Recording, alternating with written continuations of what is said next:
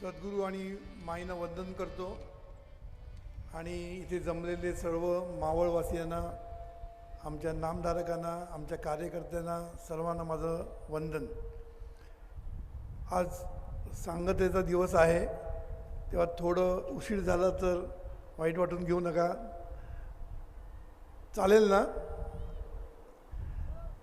आपण सुरुवात सद्गुरूंना वंदन करून करूया. तर मी बांदकर साहेबांना विनंती करतो. गुरुराया वंदन पै गुरुराया वंदन पै गुरुराया करुणी प्रार्थना वंदन पै गुरुराया वंदन पै गुरुराया वंदन पै गुरुराया करुणी प्रार्थना वंदन पै गुरुराया वंदन पै गुरुराया वंदन पै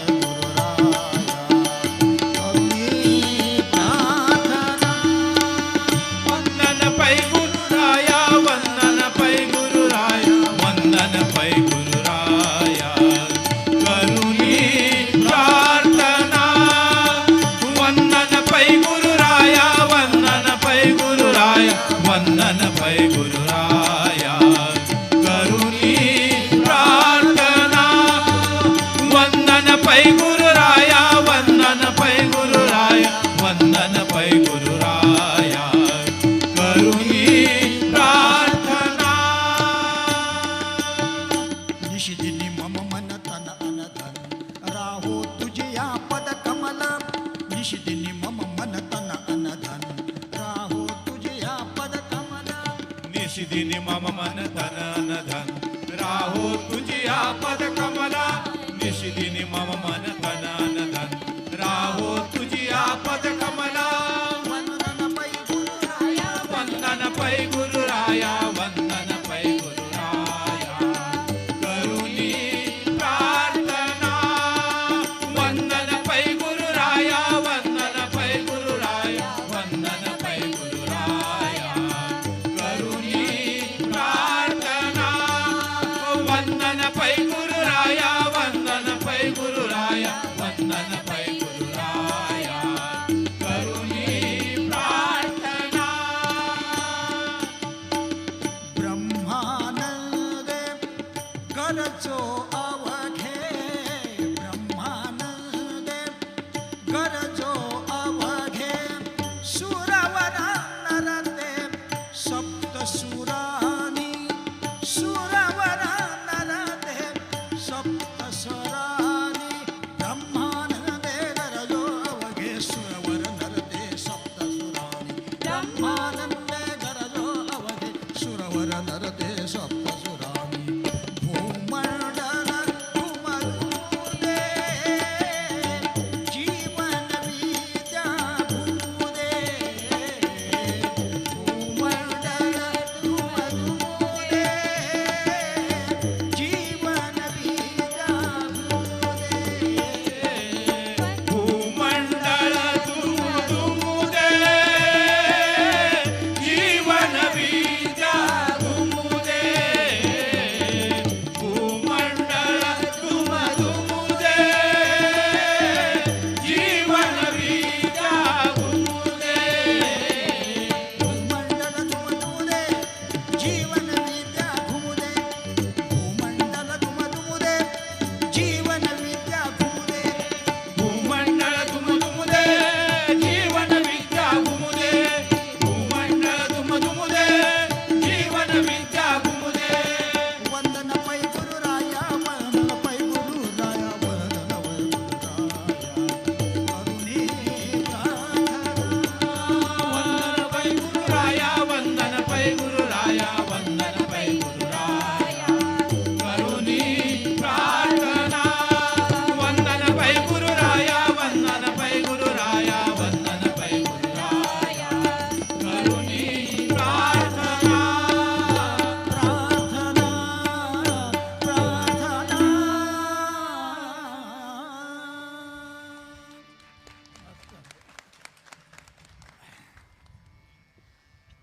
सर्व मान्यवरांना माझा नमस्कार. आजचा आपला सांगतीचा दिवस खरं सांगू खूप मजा आली तळेगावला येऊन. लोकांचा उत्साह, राजकारणातील पुढाऱ्यांचा उत्साह सगळं बघून हा उत्सव म्हणजे खरंच माझ्या दृष्टीने मेमोरेबल झालेला आहे, अविस्मरणीय झालेला आहे. प्रेक्षकांना असं, श्रोत्यांना असं वाटलं असेल की पुढाऱ्यांचं इथे काय काम आहे, या स्टेजवर या पुढारी काय करतायत असा प्रश्न पडला असेल. खरं म्हणजे हे सगळे पुढारी आहेत ना, हे समाजकारण करतच असतात. राजकारण करतातच, राजकारण म्हणजेच खरं समाजकारण आहे, पण राजकारणाचा अर्थ जरा वेगळा झालेला आहे. तर ते राजकारणाबरोबर समाजकारण करत असतात, म्हणजे समाजासाठी काहीतरी करत असतात.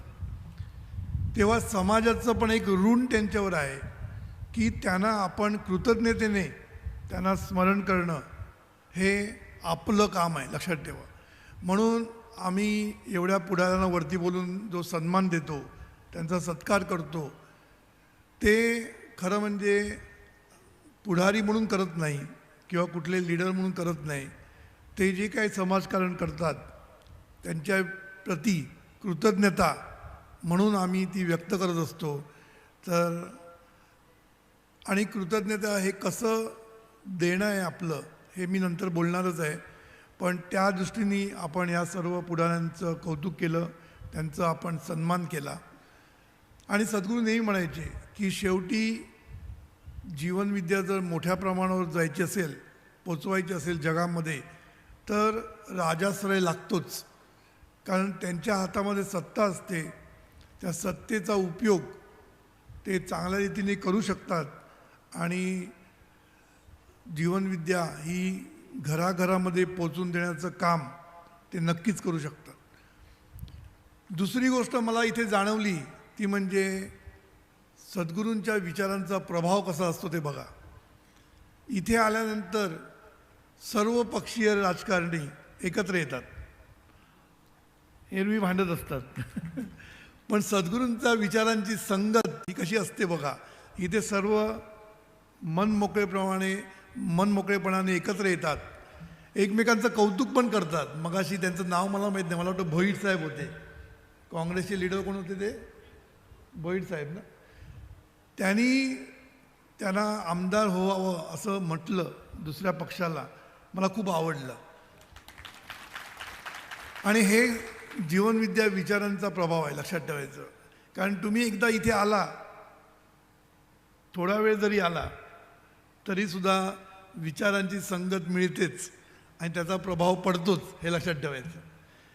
तर तुम्हाला वाटेल वेळ झाला आपल्याला, पण आपला वेळ वाया गेलेला नाही आहे. आपण हा वेळ सत्कारणी लावलेला आहे. असो, आपण जो विषय घेतलेला आहे तो म्हणजे माणसाचा जन्म कशासाठी. आता खरं म्हणजे हा प्रश्न बहुतेक लोकांना पडत नाही, म्हणून आम्ही पहिल्यांदा प्रश्न निर्माण करतो आणि मग उत्तर देतो त्याचं. म्हणून ज्यांना पडला नाही त्यांना पण पडू दे म्हणून आम्ही तो प्रश्न निर्माण केलेला आहे की माणसाचा जन्म कशासाठी. कारण आपण सतत धावपळ करत असतो तेव्हा कधीतरी वाटतं काय करतोय आपण, आपल्याला जन्माला या परमेश्वरांनी कशाला घातलं आहे, हेच करायला घातलं आहे का, हा प्रश्न निर्माण होतो. पण एक लक्षात ठेवायचं, कुठलीही गोष्ट असते ना, परिणाम आहे, तिथे कारणही असलंच पाहिजे. म्हणून ह्याच्या मागे एक कारण असतं, ते काल मी तुम्हाला थोडंसं सांगितलं की आपल्याला जे जन्म दिलेला आहे निसर्गदेवतेने म्हणा, परमेश्वरांनी म्हणा, हा जो जन्म दिला आहे ना, तो आनंदाने राहण्यासाठी दिलेला आहे, आनंदात व्यवहार करण्यासाठी, आनंदात संपूर्ण जीवन व्यतीत करण्यासाठी दिलेला आहे. पण होतं उलटंच की सगळीकडे दुःख भरलेलं आहे, असं तुकाराम महाराज सुद्धा म्हणतात. सगळीकडे दुःखच भरलेलं आहे.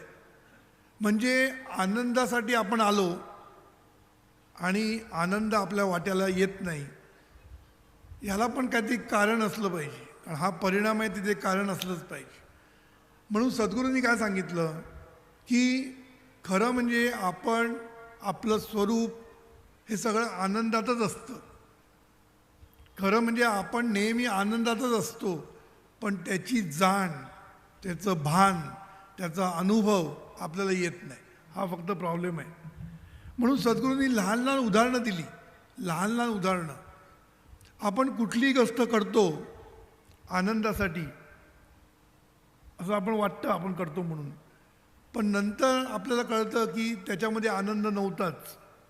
हे आपल्याला नंतर कळतं. साधी गोष्ट सांगतो. आपण मोठ्या टूरला जातो मजा करायला. मजा करायला आपण टूरला जातो, युरोप टूरला जातो आणि कुठे कुठे जातो. आणि घरी आल्यानंतर म्हणतो काय, हा आता खरं बरं वाटलं.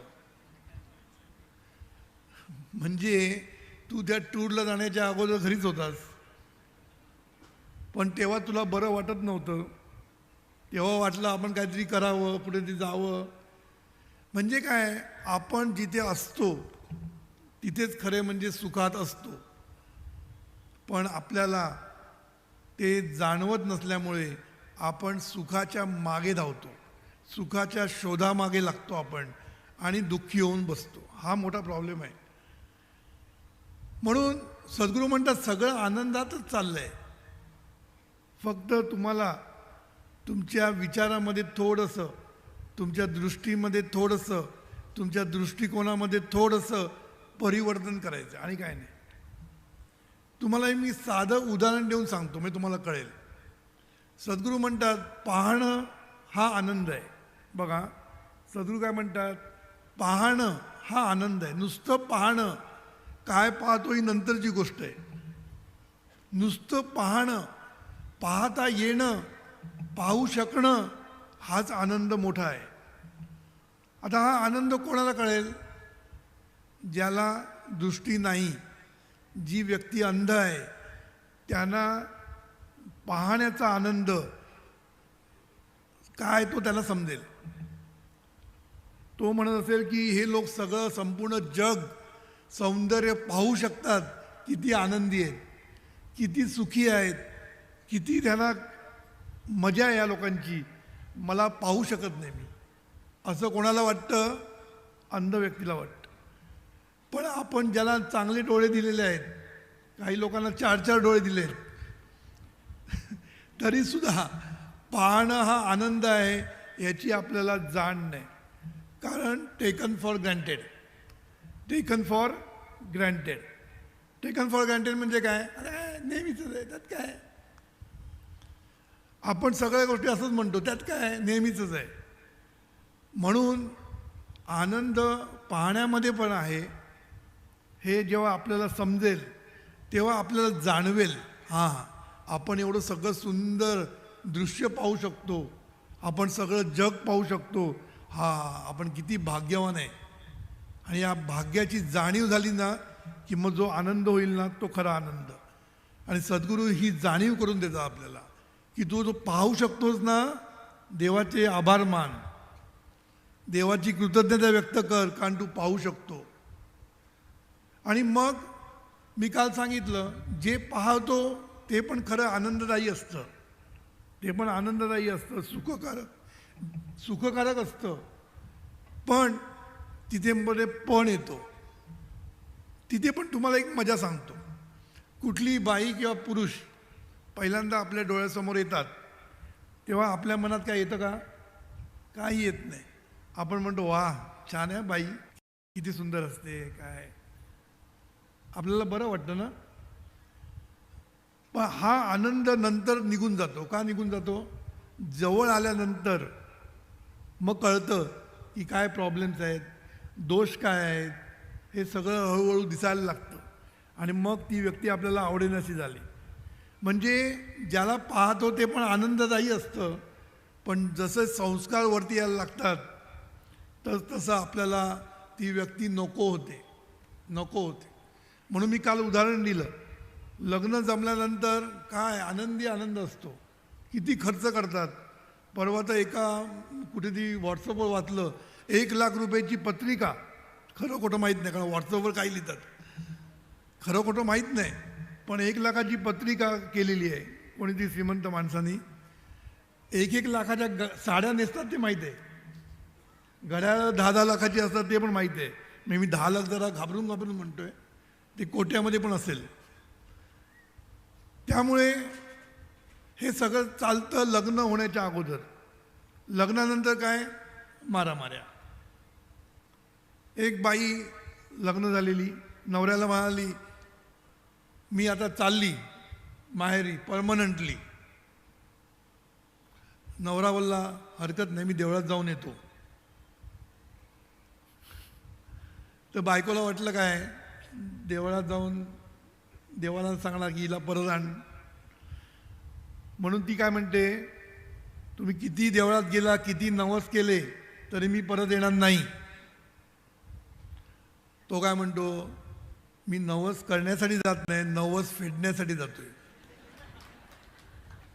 नवस मी अगोदरच केला होता, तू जावी म्हणून. अशी परिस्थिती काय येते, अशी परिस्थिती काय येते, कारण एकमेकांच्या जवळ आल्यानंतर गुण दोष जास्त दिसायला लागतात. गुण दिसत नाहीत, दोष दिसायला लागतात. ती आपल्यासाठी काय काय करते बायको ते दिसत नाही, आणि काय करत नाही तेच दिसते. आणि मग दुसऱ्या बाईशी तुलना करायला लागतात, ती बघ कशी करते, आणि तू ती जर घरी आणली की समजेल ती काय आहे ती. त्यामुळे काय असतं माहिती आहे, आपल्याला नेहमी आपल्याकडे जे आहे त्याच्याबद्दल कधीच कृतज्ञता नसते. कृतज्ञता नसते, कारण पाहणं, मी काय झालं, पाहणं दूषित आहे. पाहायचं कसं असतं की तू माझ्यासाठी काय काय केलं असं जर तुम्ही लिहून काढलं. प्रत्येक नवऱ्याने एक हे करा, मी तुम्हाला एक्झरसाईज देतो. प्रत्येक नवऱ्याने बायको आपल्यासाठी काय काय करते याची लिस्ट करा, आणि तुम्ही बायकोसाठी काय करता याची लिस्ट करा. मग कळेल की त्या बायकोचे पाय धरले पाहिजे. टाळ्या वाजवा, बायका तरी वाजवा. तर सांगायचा मुद्दा काय की खरं म्हणजे सगळीकडे आनंदी आनंद आहे, पण आपल्याकडे आपण पाहण्याची दृष्टीच आपली बिघडलेली आहे. आपण कृतज्ञता, आपल्याकडे लवलेश पण नाही कृतज्ञतेचा. कोणी काय चांगलं केलेलं आपण विसरून जातो लगेच, आपल्याला त्याच्याबद्दल काय वाटतच नाही. म्हणून आता जे काय चाललं ना, हे सगळं कृतज्ञता व्यक्त करण्याचं काम चाललं होतं. आपल्याकडे जे देशमुख, कदम आणि कोण होते तिसरे, गीते यांनी, त्यांचा आपण इथे सत्कार केला. हे का केलं, त्यांनी ही शाखा निर्माण केली.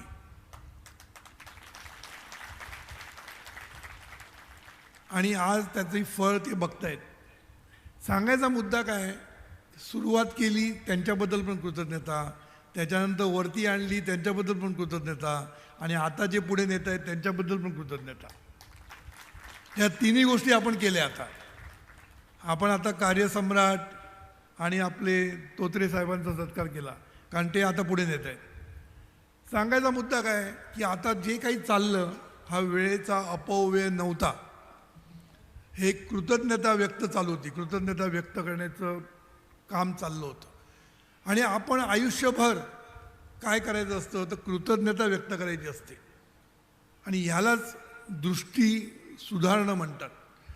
कृतज्ञतेची दृष्टी आपण आपल्याकडे आणली पाहिजे सतत, कोणाबद्दलही, आणि सतत आपण कृतज्ञता व्यक्त करत राहिलं पाहिजे. 2 शब्द खूप महत्त्वाचे आहेत, लक्षात ठेवा. 2 शब्द, सॉरी आणि थँक्यू. इंग्लिशमध्ये सांगितले मी. सॉरी म्हणजे क्षमा मागणं किंवा चूक कबूल करणं, आणि थँक्यू म्हणजे आपण धन्यवाद देणं, दुसऱ्यांना आभार मानणं. या 2 गोष्टी खूप मोठ्या आहेत, लक्षात ठेवा. म्हणून एकीकडे असं म्हटलं आहे की मोठेपणाचं लक्षण काय. मोठेपणा, एखादा माणूस आपण मोठा झाला म्हणतो, किंवा तो मोठा माणूस आपण म्हणतो पैशांनी म्हणत नाही. खरा मोठा माणूस असतो त्याच्याकडे आपण मोठेपणाचं लक्षण काय असतं की तो स्वतःला लहान समजतो. तो स्वतःला लहान समजतो, आणि ज्याच्यामुळे तो मोठा झाला त्याच्याप्रती तो कृतज्ञ असतो. 2 लक्षणं आहेत, लक्षात ठेवा. अशाच माणसाला खरा मोठेपणा म्हणजे मोठी माणसं म्हणतो आपण. पैशानी माणसं खूप मोठी असतील, पण मी मोठी माणसं किंवा तो जे मोठेपणा ह्याचं लक्षण जे सांगितलं ते खूप सुंदर सांगितलं, की जो स्वतःला लहान समजतो, जो स्वतःला महान समजतो तो मोठा नाहीच. जो स्वतःला लहान समजतो आणि ज्याच्यामुळे तो मोठा झाला त्याच्याबद्दल कृतज्ञ राहतो, तोच खरा मोठा. लक्षात ठेवायचं. सांगायचा मुद्दा काय की सद्गुरूंनी जे सांगितलं की आनंद वाटायला शिका. कारण सद्गुरूंनी 3 गोष्टी सांगितल्या करायला.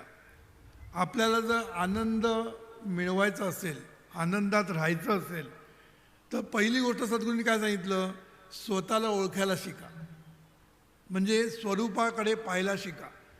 ते जाऊन दे, ते आपल्या कक्षेत नाही सध्या.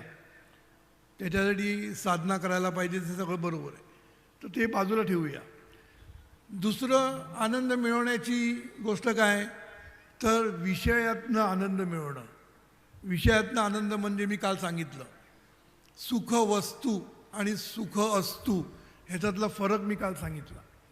सुख वस्तू माणूस मी काय सांगितलं, की ज्याच्याकडे सगळ्या वस्तू आहेत आणि ज्याच्याकडे वास्तू आहे. कारण वास्तूचं महत्त्व खूप आहे हल्ली. वास्तू मिळणंच कठीण आहे, बाकी वस्तू मिळू शकतात. म्हणून वस्तू म्हणजे काय, निरनिराळे विषय. वास्तू पण एक विषयच आहे. हे निरनिराळे विषय मिळवणं म्हणजे सुखी असणं असं नाही, ते पाहिजेच आपल्याला. म्हणून त्याच्यातनं जो आनंद मिळतो तो परमनंट आनंद नसतो. म्हणून बघा, कुठलीही गाडी घ्या, किती बेडरूमचा फ्लॅट घ्या, थोडे दिवसात कंटाळा येतो, त्याच्यापेक्षा चांगला पाहिजे. म्हणून हे जे विषय सुख की विषय आनंद जो म्हणतात ना, तो जो आपण सगळे घेण्याचा प्रयत्न करतोय तो सगळा तात्पुरता असतो. त्यांनी तुम्हाला परमनंट आनंद कधीच मिळत नाही. म्हणजे ते नको असं नाही, ते मिळवाच. पण हे जे सुख किंवा आनंद आहे हे विषयावर अवलंबून आहे, हे लक्षात ठेवायचं. म्हणजे विषय असला तर त्या विषयातनं आनंद मिळणार. घर घेतलं की त्या घरातनं आनंद मिळणार. त्यामुळे तो आनंद परमनंट नसतो, तो विषयावर अवलंबून असतो. आणि या विषयासाठी कुठलाही विषय घ्या, साधं सिनेमा म्हटलं किंवा नाटक म्हटलं तरी पैसा लागतो. म्हणून प्रत्येक विषय सुख आपल्याला जर घ्यायचं असेल तर विषय खूप आहेत, पण प्रत्येक विषयासाठी पैसा लागतो. त्यामुळे पैसा खूप लागतो. तेवढा पैसा आपल्याकडे असला पाहिजे, तेवढा वेळ असला पाहिजे, तेवढा तो विषय अवेलेबल पाहिजे.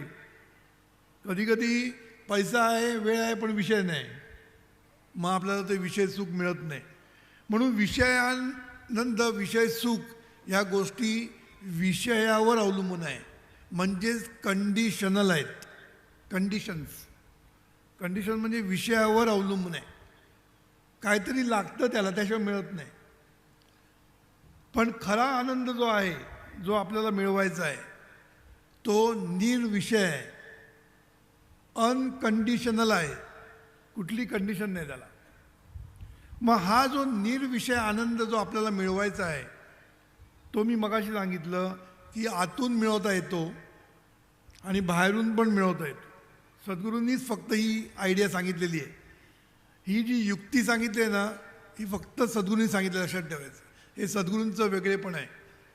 आतून मिळणे सगळं सांगतात, आतून मिळालं पाहिजे, आतून मिळालं पाहिजे. कसा मिळवायचा ते पण बरोबर सांगत नाहीत आणि कधी कोणाला मिळत पण नाही. एवढं सोपं नाही ते. एखादा लाखोमध्ये मिळालं तर. म्हणून सद्गुरूंनी सोपा उपाय दिला की हा निर्विषय आनंद, अनकंडिशनल आनंद तुम्ही बाहेरून पण मिळवू शकता. कसा, तर देऊन. आता मगाशी मी सांगितलं अनलिमिटेड विषय आहेत, अनंत विषय आहेत. इथे पण अनंत विषय आहेत. देण्यासाठी अनंत विषय आहेत. त्यामुळे विषयाची काळजी करायची गरज नाही. कोणाला देऊ, कोणालाही दे. म्हणून हा मी निर्विषय आनंद का म्हणतो, कारण तो कुठल्या विषयाशी संबंध नाही, कोणी चालेल. अनकंडिशनल आहे तो, काही कंडिशन नाही, पैसा लागतो असं नाही. जे काही तुमच्याकडे आहे ते तुम्ही देऊ शकता, जे काय आहे ते तुम्ही देऊ शकता आणि त्यातून आनंद मिळवू शकता. म्हणून मी काल सांगितलं, प्रत्येक माणसाला इथे जन्माला घातलं आहे ना, त्याला काहीतरी दिलेलं आहे. ते आपल्याला फाइंड आउट करता जर आलं तर त्याच्यासारखं सुख नाही. काही लोकांना फाइंड आउट करताच येत नाही. आणि ते कसं समजायचं की ते करताना आपण त्याच्यामध्ये एवढे रमतो, एवढे आनंद असतो, त्याला पॅशन म्हणतात. पॅशन म्हणजे पॅशन एवढी असते की ते करताना त्यांना कंटाळा येत नाही. आता आमचे कार्यकर्ते जीवनविद्याचा प्रसाराची पॅशन आहे त्यांच्याकडे. म्हणून तुम्ही बघा, ऊन असू दे, दऱ्याखोऱ्या असू दे, ते आनंदाने चालत जातात, लोकांना संपर्क करतात आणि पुन्हा आनंदी असतात. का? पॅशन, करण्याची आवड. म्हणून प्रत्येकाकडे काही ना काहीतरी टॅलेंट, स्किल काहीतरी दिलेलंच आहे. ज्यांना ते फाइंड आउट झालं आहे ते लोक त्याच्यातनं लोकांना आनंद देत आहेत. ज्यांना नाही झालं आहे ते पण आनंद देऊ शकत आहेत. आणि सोपा मार्ग सद्गुरूंनी सांगितलं आहे, love work and bless all. Love work आणि ब्लेस ऑल म्हणजे आनंद देण्याची गोष्ट आहे, लक्षात ठेवायची. आपल्याला सद्गुरूंनी लव वर्क म्हणजे फक्त काम करायला सांगितलं नाही आहे. काम पॅशनेटली करा. तुमच्या वाट्याला आलेलं काम पॅशनेटली करा, म्हणजे अत्यंत आनंदाने, प्रेमाने असं करा की तुम्ही त्याच्यामध्ये गुंगून गेलं पाहिजे, रमलं पाहिजे. कधी वेळ झाली घरी जायची हे पण समजलं नाही पाहिजे, एवढं कामात रंगलं पाहिजे. आणि दुसरा विषय सांगितलं ब्लेस ऑल. ब्लेस ऑल म्हणजे दुसऱ्यांचं शुभेच्छा दे, दुसऱ्यांचं शुभचिंतन कर. त्याला पण काय लागत नाही, पैसा लागत नाही. म्हणजे नेहमीचं काम करता करता बघा, वेगळं काही वेळ काढायची गरज नाही आहे. आपल्याला वाटतं काही अध्यात्म करायचं म्हणजे कधी वेगळं करायचं, काय नाही. सद्गुरूंनी की वेगळं करायला सांगितलंच नाही. काय चालता बोलता प्रपंच करता करता सगळं करायचं आहे. म्हणून लव वर्क म्हणजे ऑफिसचं काम, संस्थेचं काम, घरचं काम, जे काही करशील ते आनंदाने कर आणि लोकांना आनंद देत कर. आनंदाने कर आणि आनंद देत कर.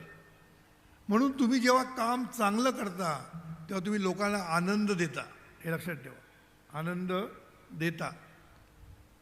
म्हणून आपण आपल्या कामातून लोकांना आनंद देऊ शकतो, आपल्या शुभचिंतनामधनं आनंद देऊ शकतो, आपल्या टॅलेंट्समधनं आपण आनंद देऊ शकतो. आणि हा आनंद अनकंडिशनल आहे, त्याला काही कंडिशन नाही. पैसा पाहिजे नाही, असेल पैसा तर पैसा दे. दुसरी टॅलेंट कुठलं ती दे. तुला जे काही देता येईल ते, ज्ञान दे. तुझ्याकडे जे आहे ते दे. बरोबर? काहीच नसेल, समजा असं म्हणा माझ्याकडे काहीच नाही, शुभेच्छा दे. एवढं तर देऊ शकतो. शुभेच्छा द्यायला काय लागतं? पण शुभेच्छा हा खरा म्हणजे एक पॉवरफुल पॉईंट आहे, एक काय म्हणतात ताकद आहे शुभेच्छेमध्ये. शुभेच्छा जेव्हा आपण दुसऱ्यांना देतो ना, जेव्हा दुसऱ्यांबद्दल शुभ इच्छा करतो ना, तेव्हा आपण सुद्धा मोठे होतो. लक्षात ठेवा, प्रतिक्रिया आपल्याकडे उमटत असते. दुसऱ्यांबद्दल चांगलं बोलल्याने तुमचं कधीच वाईट होणार नाही, लक्षात ठेवा.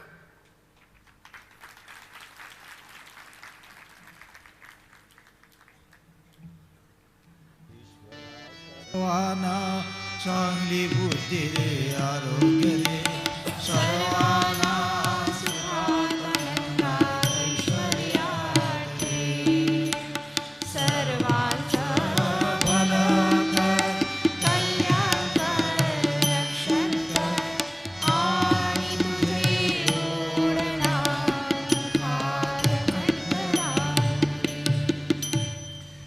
शुभेच्छा देताना आहे ना, आपण मनापासून दिल्या पाहिजे. म्हणून मगाशी मी जे म्हटलं की त्या एका पॉलिटिकल लीडरनी दुसऱ्याला शुभेच्छा दिल्या, खरं म्हणजे आम्ही हेच शिकवतो लोकांना. म्हणून मला आनंद झाला, का मी ते शिकवणार आहे आता. सद्गुरू म्हणतात शुभेच्छा देताना बघू नका कोणाला देतोयस. माझा कॉम्पिटिटर आहे, माझ्या विरुद्ध उभा आहे, सर्वांना शुभेच्छा द्या. शुभेच्छा देणं म्हणजे त्याला जिंकून आणणं असं नसतं, लक्षात ठेवा. लोकांना काय वाटतं, भीती वाटते. मी जर त्याला शुभेच्छा दिली आणि तो निवडून आला तर अशी कुठेतरी भीती वाटते लोकांना. किंवा खेळताना जेव्हा मॅच चालू असते तर दुसऱ्यांना शुभेच्छा दिल्या तर तो जिंकून आला तर असं काही होत नसतं, लक्षात ठेवा. प्रत्येक जिंकणं, प्रत्येकजण मोठा होणं हे त्याच्या कार्यावर, त्याच्या कर्मावर असतं. पण शुभ इच्छा करणं हे तुझं कर्म आहे, लक्षात ठेव. आणि या तुझ्या कर्माला तुला फळ मिळणार आहे, लक्षात ठेवायचं. म्हणून त्यासाठी तरी, तुझ्यासाठी तरी सर्वांचं भलं म्हण. सर्वांचं मग तो दुसऱ्या पक्षातला असू दे, तुझा कॉम्पिटिटर असू दे, कंपनीमध्ये कोणीही असू दे, गेममध्ये कॉम्पिटिशन असू दे नाहीतर बिझनेसमध्ये कॉम्पिटिशन असू दे, त्याचं भलं होऊ दे म्हण. त्याचं पण भलं होऊ दे. जगामध्ये काही कमी नाही, लक्षात ठेवा. भलं होण्यासाठी खूप मार्ग आहेत. तो त्याच मार्गाने भलं व्हायला पाहिजे असं काही नाही. त्यामुळे प्रत्येकजण मोठा होऊ शकतो. या जगामध्ये प्रत्येकजण मोठा होऊ शकतो. प्रत्येकाची प्रगती होऊ शकते. एवढा ॲबंडन्स, एवढं ऐश्वर जगामध्ये आहे, ईश्वराकडे आहे.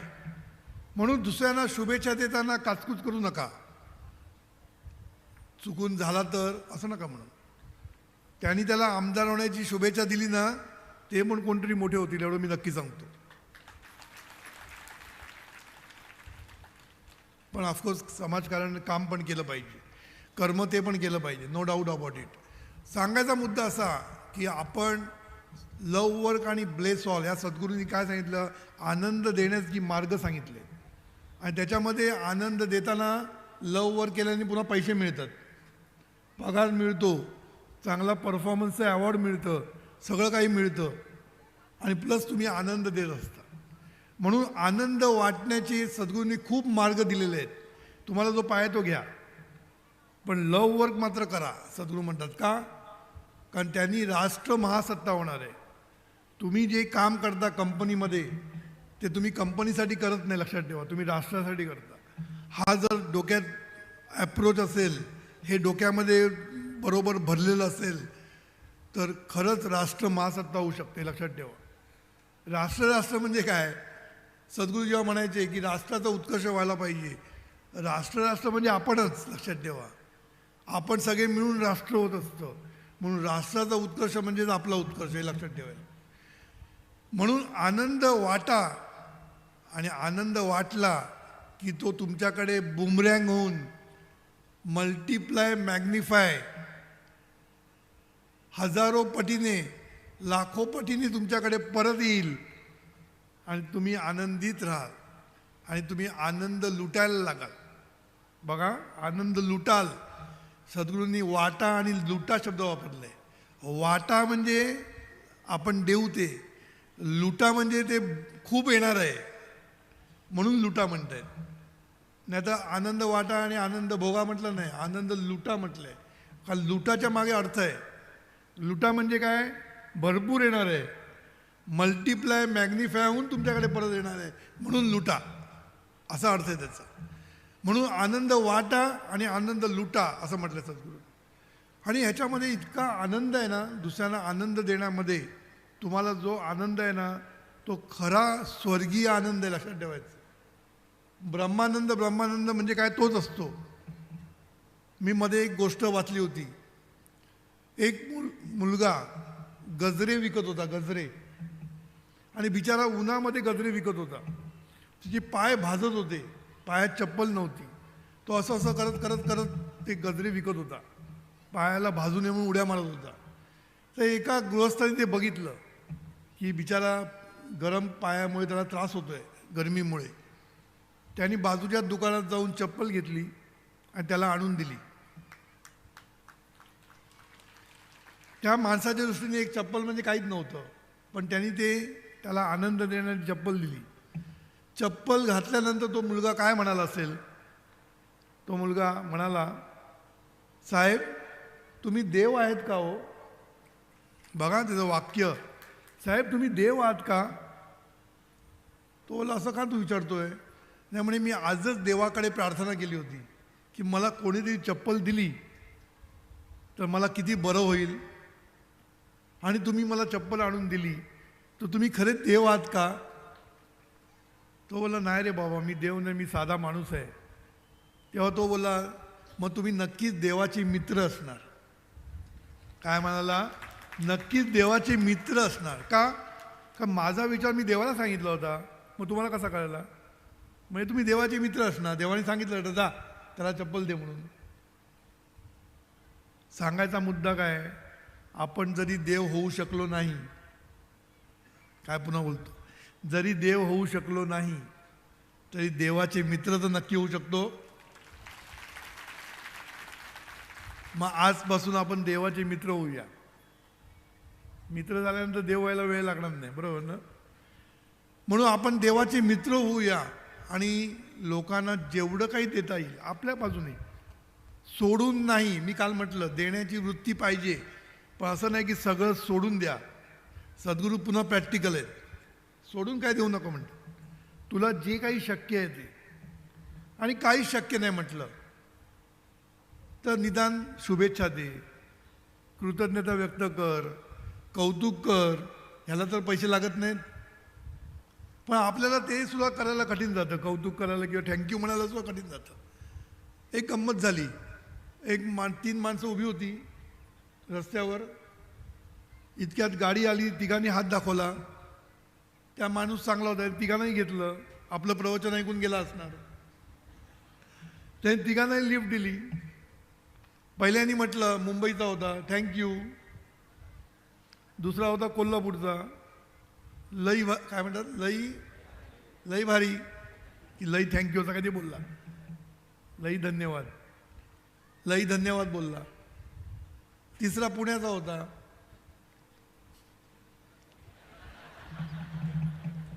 सॉरी पुण्यामध्ये येऊन पुण्याबद्दल बोलणं बरोबर नाही, मजा आपली. तिसरा पुण्याचा होता, तो काय बोलला, रोज इथूनच जाता का?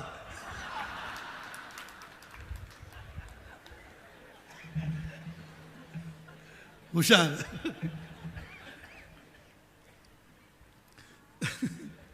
तर सांगायचा मतलब काय की ही जी कृतज्ञता व्यक्त करणं, कौतुक करणं, शुभेच्छा देणं, लोकांना मदत करणं कुठल्याही पद्धतीने, हे करण्यासाठी कुठेही पैसा लागत नाही जास्त. ज्यांच्याकडे भरभच्च पैसा आहे त्यांनी पैशानी मदत करावी, पण प्रत्येकाकडे काही ना काही असतं. पण सद्गुरू आपलं सोडून नाही. आपला पगार 100 रुपये असेल तर 50 रुपये काढून देऊ नका. येणार आहे ना, मल्टिप्लाय मॅग्निफाय येणार आहे. म्हणून आता जर 50 रुपये काढला तर भिकेला लागशील, कारण यायला वेळ लागतो, इमिजिएट नाही होत कुठली गोष्ट. मग 100 रुपये आहेत ना, 5 रुपये दे, 10 रुपये दे, आपल्या पर्सेंटेजमध्ये द्यावं. ज्यांच्याकडे 1 लाख आहेत त्यांनी 100 रुपये द्यावेत, 1000 रुपये द्यावे, पण आपलं सांभाळून. दुसरी गोष्ट आम्ही सांगितली काय, देण्याची वृत्ती कशी पाहिजे, दिल्यानंतर विसरून गेलं पाहिजे. डोक्यात ठेवलं ना, मी दिलं, आता तो मला कधी देणार, हे नाही पाहिजे. नो एक्सपेक्टेशन, कुठल्याही गोष्टीची अपेक्षा ठेवायची नाही आणि द्यायचं. काही काही लोक काय करतात, दिल्यानंतर कधी परत येतं बघतं वाटतात, त्याला देणं म्हणत नाही, त्यांना देणं घेणं म्हणतात. देणी घेणी म्हणतात ना, देणी घेणी असतात ना आपल्या लग्नामध्ये. देणी घेणी म्हणजे मी जर 5,000ची साडी दिली आणि तिने जर उद्या 1,000ची दिली, झालं, वाट लागली. मग त्या मुलीची घरी आल्यानंतर सुरू, काय तुझी आई वडील, काय तुझं घराणं, सगळं बाहेर काढतात. याला देणं म्हणत नाही. देताना दिल्यानंतर विसरून जायचं, दिलं हे विसरून जायचं. जरा एक गंमत म्हणून सांगतो मी, आठवण झाली म्हणून सांगतो. एक औरंगाबाद की कुठला तरी एक माणूस, आपलं जेव्हा कर्जचं ज्ञानपीठ चालू होतं तेव्हा त्यांच्याकडे डोनेशनसाठी आपली माणसं गेली होती. मोठा माणूस होता, त्याला काय माहीत नव्हतं जीवनविद्या काय माहीत नाही. त्यांनी काढले 25,000 देऊन टाकले, कारण देण्याची वृत्ती होती त्याच्याकडे. त्यांनी काढले 25,000 देऊन टाकले. नंतर तो विसरून पण गेला.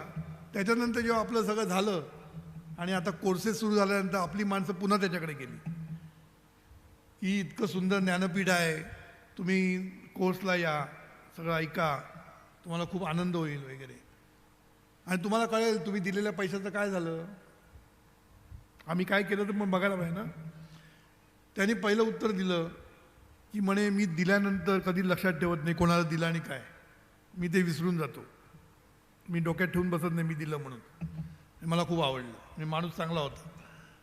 मग त्यांनी काय सांगितलं की गेली 8 वर्ष मी एका संस्थेमध्ये जातो आहे, नावं घेत नाही मी, भरपूर मला सगळं मिळालेलं आहे, तेव्हा मला आता काय कोर्स करायची गरज नाही.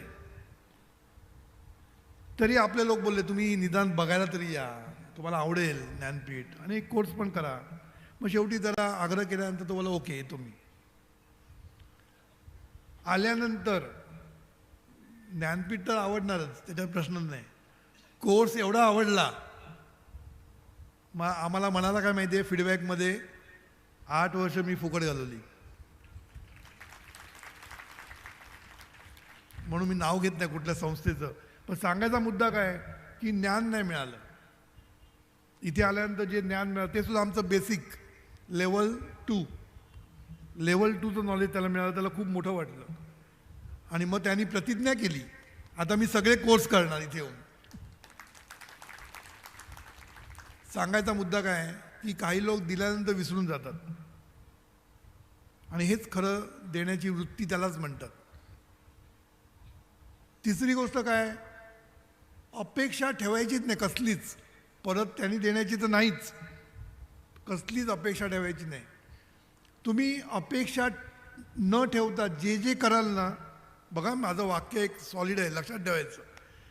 अपेक्षा न ठेवता तुम्ही जे जे कराल तिथून तुम्हाला अनपेक्षित असं यश मिळेल. काय बोललो मी, अपेक्षा न ठेवता जे जे कराल, कसल्या पदाची अपेक्षा नाही, कसल्या गोष्टीची अपेक्षा नाही, फक्त देण्याची वृत्ती असेल तर तुमच्याकडे जे येणार ना ते अनपेक्षित असं येईल. अनपेक्षित यश, अनपेक्षित ऐश्वर, सगळं काही अनपेक्षित असेल, एवढं मिळेल. एवढी ताकद देण्यामध्ये आहे. पण कसं, अनकंडिशनल. कसलंही ती वृत्ती तुमची फक्त देण्याची असली पाहिजे, घेण्याची असताच कामा नये.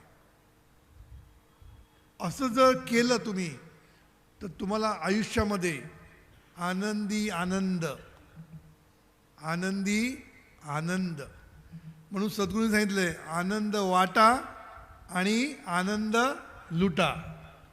1-2 मिनिटं ऐकूया. वाटा हो आनंद वाटा, वाटा हो आनंद वाटा, आधी वाटा आणि मग लुटा. आनंद वाटा आनंद लुटा, आनंद वाटा आनंद लुटा, आनंद वाटा आनंद लुटा, आनंद वाटा आनंद लुटा. यासाठी आहे जन्म माणसाचा, यासाठी आहे जन्म माणसाचा, हा मार्ग शांती सुखाचा, हा राजमार्ग शांती सुखाचा, जगास साऱ्या सुखी करण्याचा, जगास साऱ्या सुखी करण्याचा सिद्धांत आहे हा.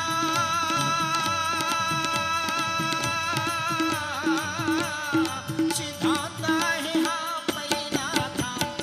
आनंद वाटा आनंद लुटा, आनंद वाटा आनंद लुटा, आनंद वाटा आनंद लुटा, आनंद वाटा आनंद लुटा.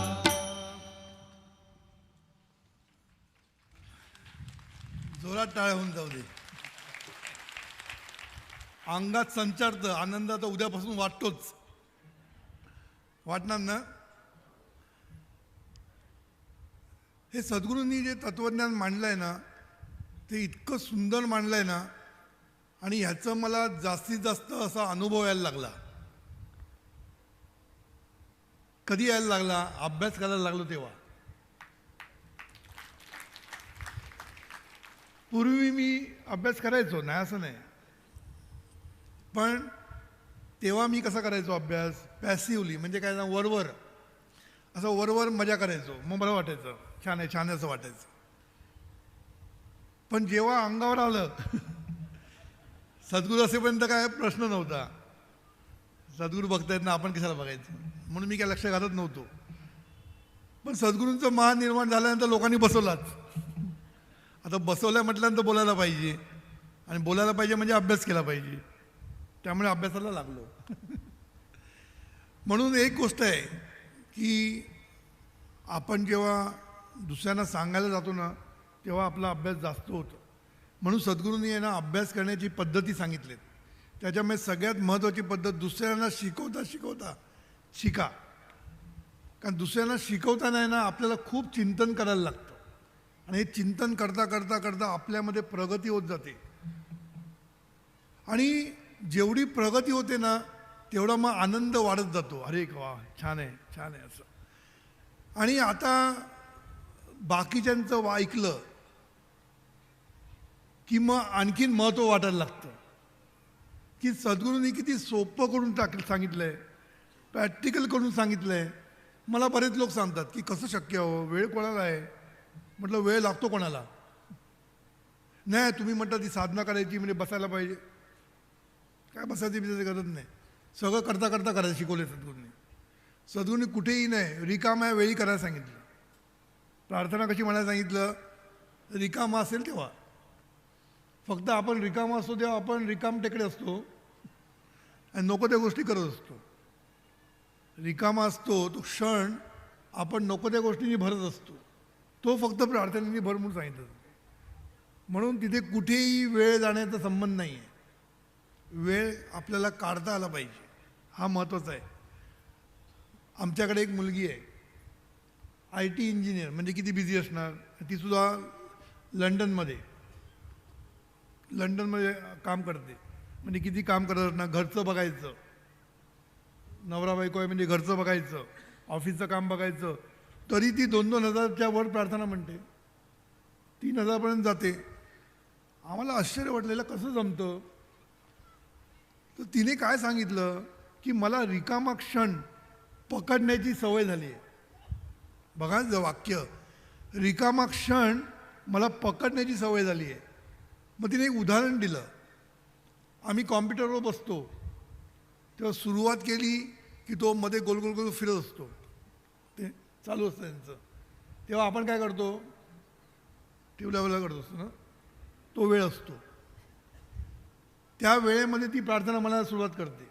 म्हणजे त्याला बूटिंग म्हणतात. म्हणजे कॉम्प्युटर बूट होईपर्यंत ही जी प्रार्थना चालू. पण आपल्याला ते आठवत पण नाही. तेव्हा आठवलं पाहिजे ना, हे महत्त्वाचं आहे. म्हणजे आपण जेव्हा जेव्हा रिकामे असतो तेव्हा त्याची स्मरण होणं, त्याचं आठवण होणं हे एक सोपं नाही काम. त्याच्यासाठी सतत प्रार्थना म्हटली पाहिजे, मग ते आठवण येते.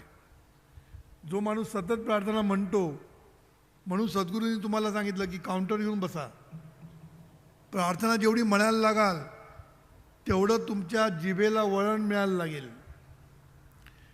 जिभेला वळण मिळालं की विचारांना वळण मिळायला लागतं, मनाला वळण मिळायला लागतं, आणि मग मन तुम्हाला आठवण करून देतं. कारण ते अंतर्मनामध्ये एकदा गेली प्रार्थना की मग तुम्हाला ती आठवण करत जाते. म्हणून जरा वेळ मिळाला की तोंडात प्रार्थना आपोआप येते. अशी परिस्थिती आपल्याकडे कितीतरी लोकांची आहे.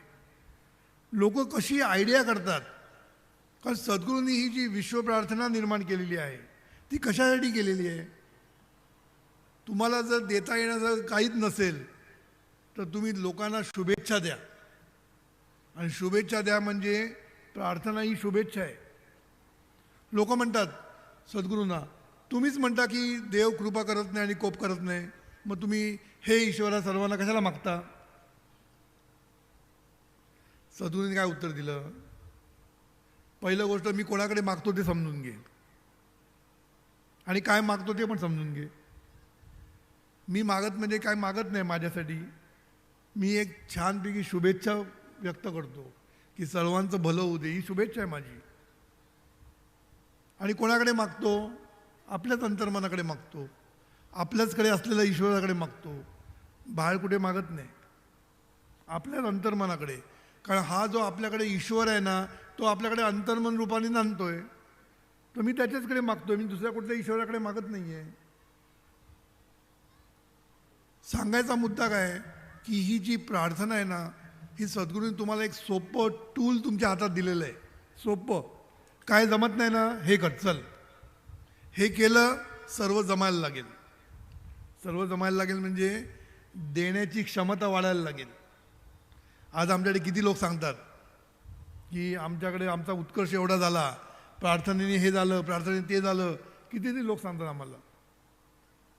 म्हणून देण्याची वृत्ती असेल आणि सध्या देण्यासारखं काही नसेल, प्रार्थनाचं प्रार्थना म्हणता म्हणता देण्याची व्यवस्था व्हायला लागेल, देण्याची तुमची केपेबिलिटी, देण्याची क्षमता तुमची वाढायला लागेल. एका बाजूनी पुण्यही गोळा करायला लागाल. म्हणजे प्रार्थनेचं महत्त्व किती आहे बघा. सद्गुरूंनी ही जी प्रार्थना आपल्या हातात दिली आहे ना, ही आनंद वाटण्यासाठी दिलेली आहे. आनंद वाटण्याचं शस्त्र आणि शास्त्र दिलं आहे तुमच्या हातात. यांनी किती होतो गोष्टी.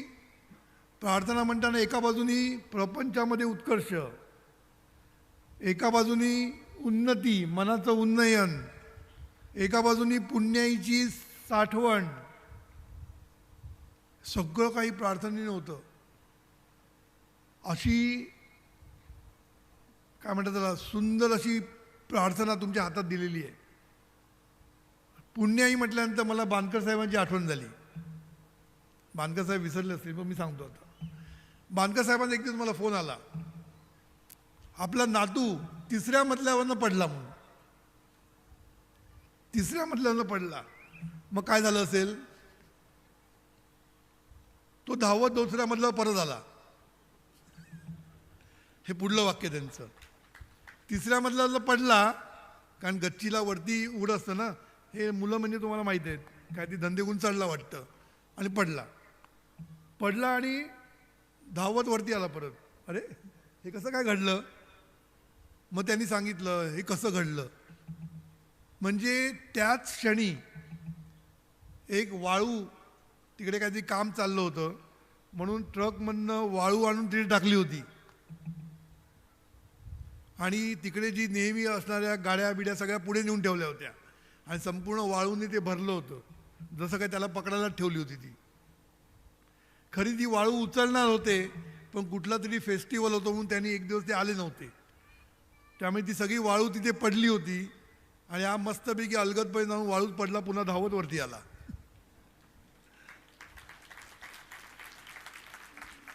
असे चमत्कार घडतात, लक्षात ठेवा. कधी चमत्कार घडतात, पुण्याई जर तुम्ही जमा करायला लागला ना, तर असे चमत्कार घडायला लागतात. पण पुण्याई जमा केली पाहिजे.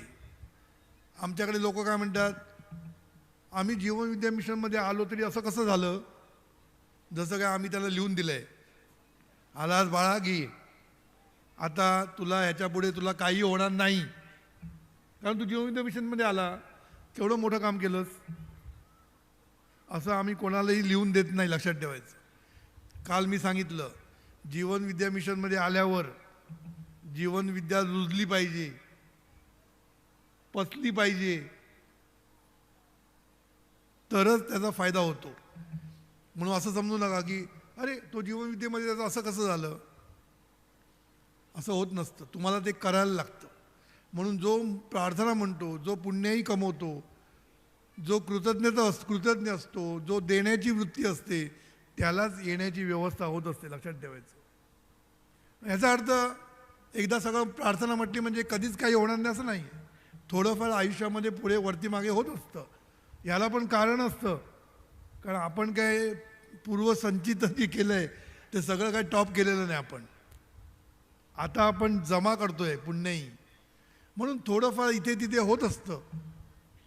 त्याला पण कारण हे असतंच, पण ते आपण बाजूला ठेवायचं आणि आजपासून काय करता येईल ते बघायचं. आजपासून काय करता येईल ते. पूर्वी झालं ते विसरून जा, त्याची काय फळं असतील ती भोग, नो प्रॉब्लेम. पण ती कशी भोगायची ते पण सद्गुरू शिकवलेलं आहे. कारण सद्गुरूंना माहीत आहे कोणी असे संत इथे आलेले नाहीत, बरोबर. आमच्याकडे गुंड पण येऊन चांगले झालेले आहेत. गुंडगिरी पूर्वी केलेली आहे, म्हणजे काय बऱ्याच गोष्टी केलेल्या आहेत. त्याची फळं त्याला भोगायला लागणारच, हरकत नाही. तू ये आतापासून तरी सुरू कर. आणि जीवनविद्या म्हणजे काय फक्त चमत्कार करत नाही आहे. जीवनविद्या तुम्हाला कुठल्याही प्रसंगामध्ये कसं उभं राहायचं, त्याला तोंड कसं द्यायचं हे पण शिकवते.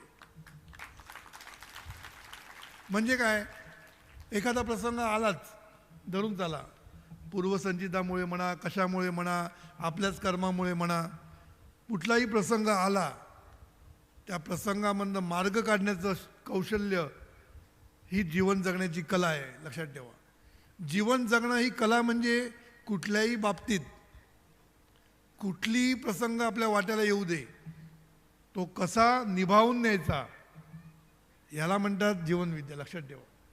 म्हणून एका बाजूनी आपण जे काय पूर्वी केलेलं आहे, जी काय कर्म केली आहेत त्याचं फळ भोगताना सुद्धा तुम्हाला ते फळ कसं भोगायचं हे शिकवते जीवनविद्या.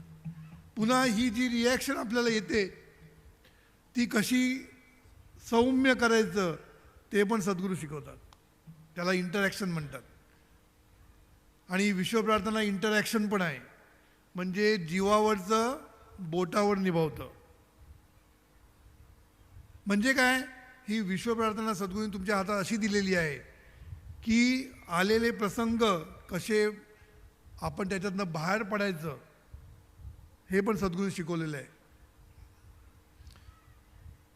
आम्ही नेहमी शिकवतो, सद्गुरू सांगतात की कुठलीही गोष्ट तुमच्या अंगावर आली घाबरून जायचं नाही. मी नेहमी सांगतो, एखादा जॉब जातो, हल्ली जॉब जाण्याची प्रक्रिया खूप झालेली आहे.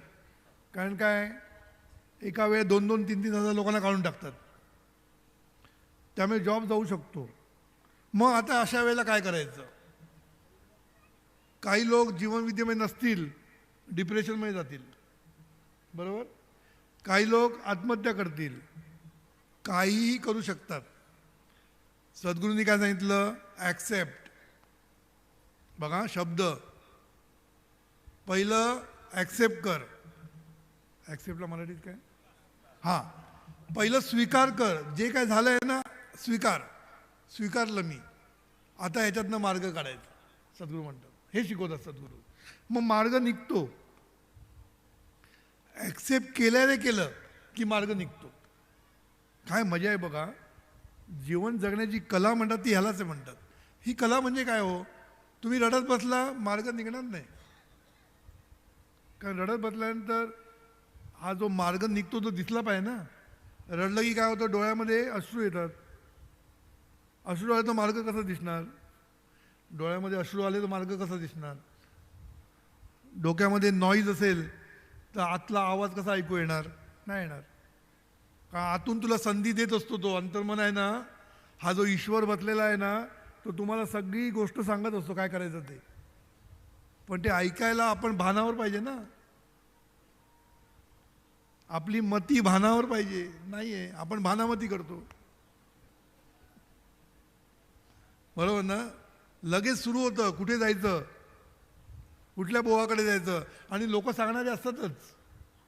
आता मी सांगतो, जीवनविद्येने काय केलं नाही ना, आता मी दाखवतो. चल कुठे चल, कुठल्या ती बोवाकडे जा, अंगठी घाल, माळा घाल, पैसे खर्च कर, तुझं बरं होईल.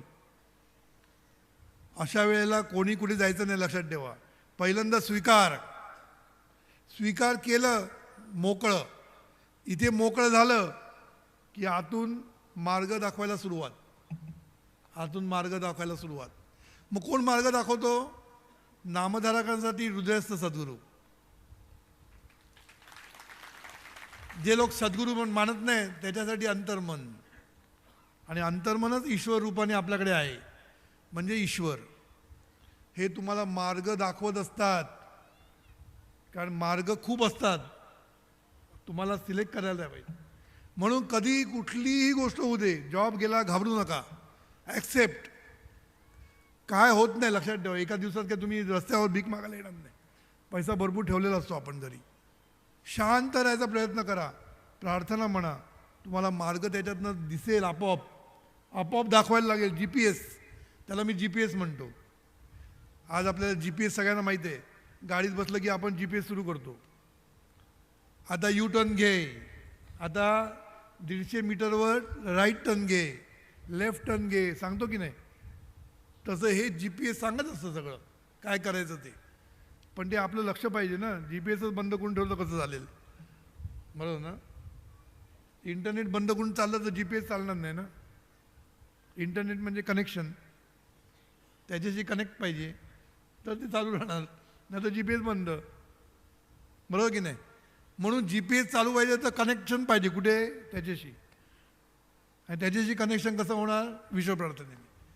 प्रार्थनेने मन स्थिर झालं की कनेक्ट.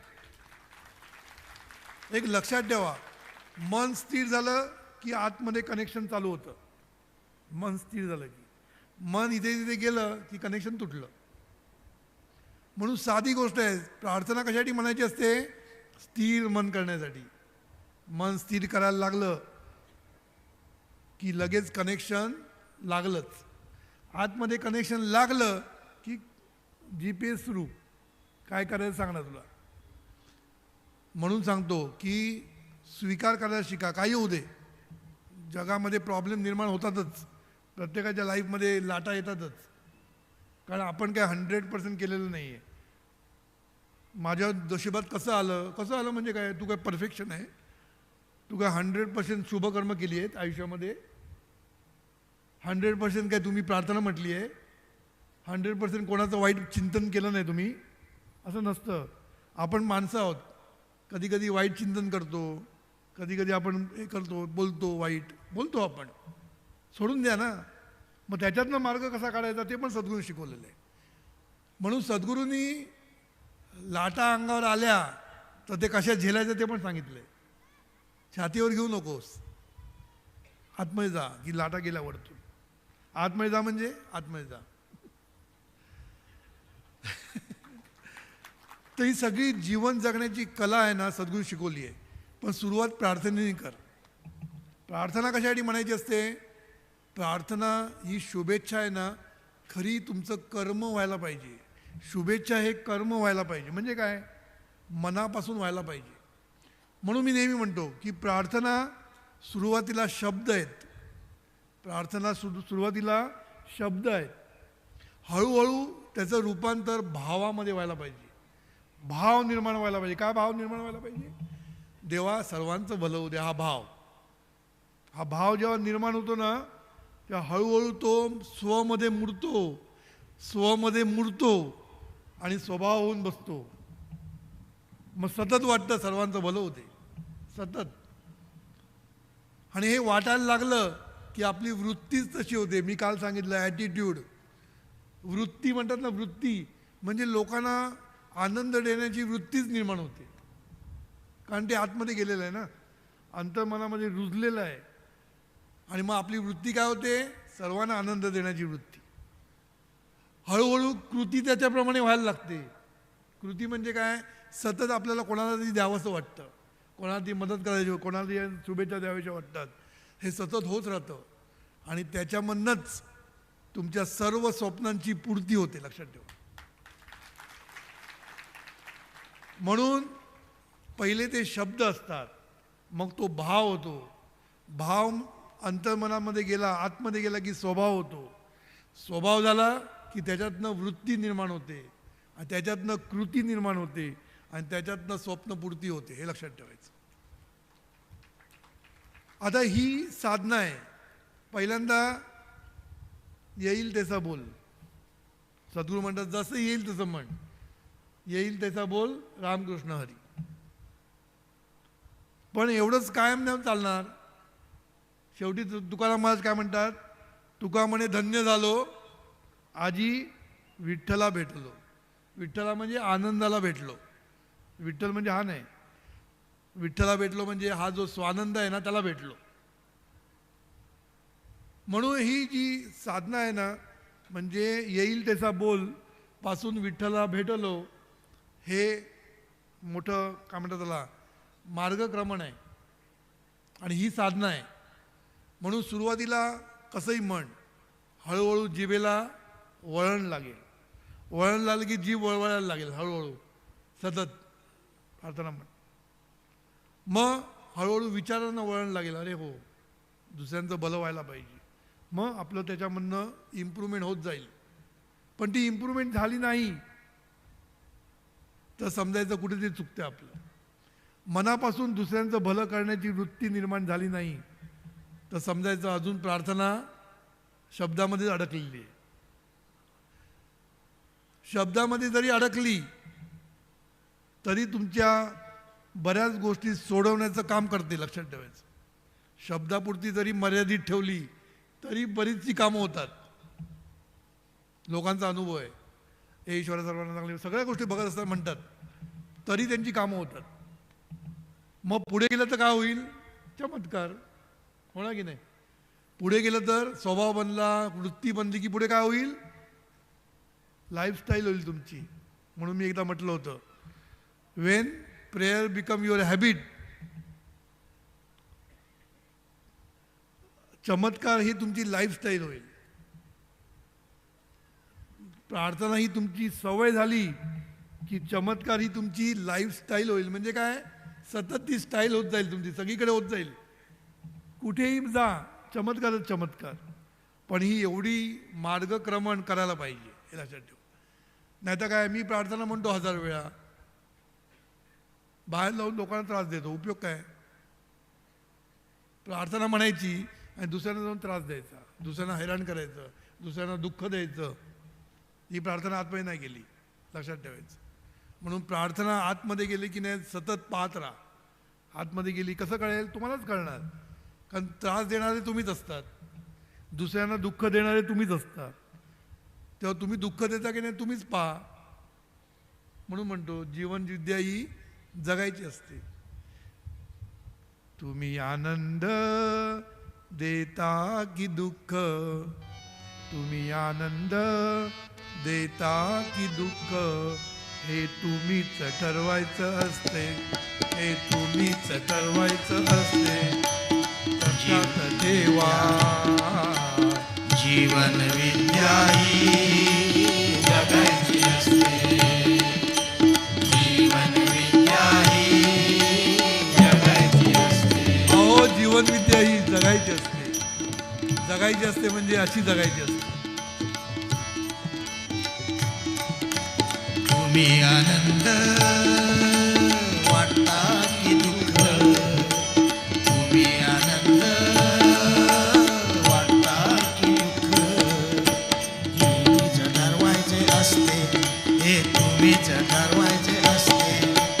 लक्षात ठेवा जीवन विद्या ही जगायची असते, जीवन विद्या ही जगायची असते, जीवन विद्या ही जगायची असते, जीवन विद्या ही जगायची असते, जीवन विद्या ही जगायची असते.